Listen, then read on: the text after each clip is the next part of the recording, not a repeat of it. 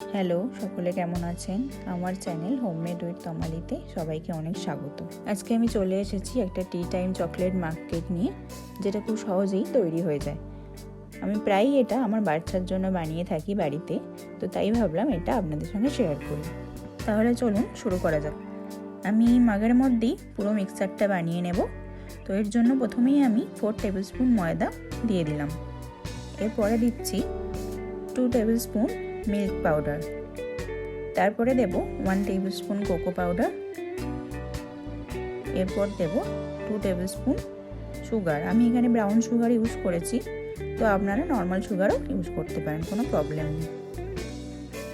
এরপর আমি half teaspoon baking powder আর পিঞ্চ অফ বেকিং সোডা দিয়ে পাউডারগুলো ভালো করে মিক্স করে নেব।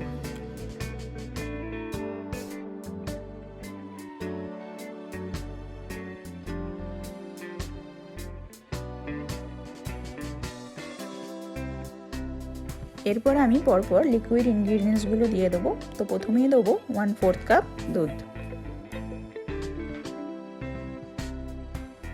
দুধটা দিয়ে ভালো করে মিক্স করে নিচ্ছি। আমি এখানে রুম টেম্পারেচারে দুধ ইউজ করেছি।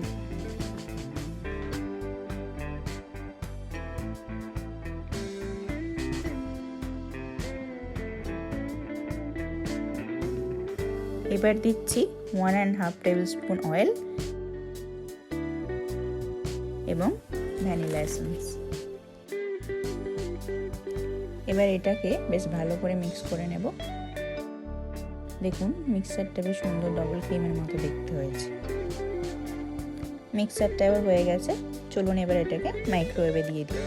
900 ওয়াটে 1 মিনিটের জন্য রেখে দিচ্ছি।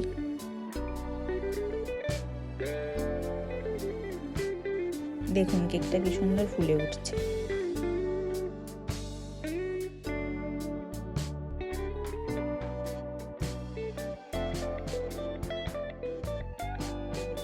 আমি একটু দেখে নিই এটা হয়ে গেছে নাকি।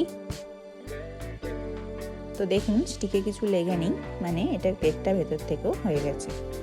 যদি আপনাদের মনে হয় যেটা হয়নি, তাহলে আরও 10-15 সেকেন্ডের জন্য এটা দেওয়া যেতে পারে। তার থেকে বেশি দিলে কিন্তু আবার শক্ত হয়ে যাওয়ার ভয় থাকবে। এবার আমি এটাকে বার করে একটু ঠান্ডা করতে দেবো।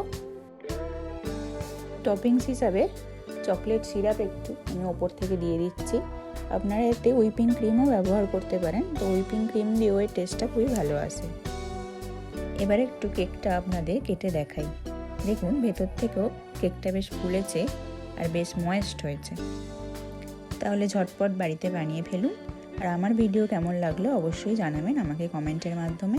ভালো লাগলে একটা লাইক শেয়ার করবেন। আর যারা নতুন আমার চ্যানেলে আসছেন তারা অবশ্যই চ্যানেলটা সাবস্ক্রাইব করে পাশে থাকা বেল আইকনটা বাজিয়ে নেবেন, তাহলে আমার নতুন ভিডিও নোটিফিকেশন আপনাদের কাছে চটজলদি পৌঁছে যাবে। আজ তাহলে ভিডিও এখানেই শেষ করলাম। সবাই ভালো থাকবেন, সুস্থ থাকবেন। ধন্যবাদ।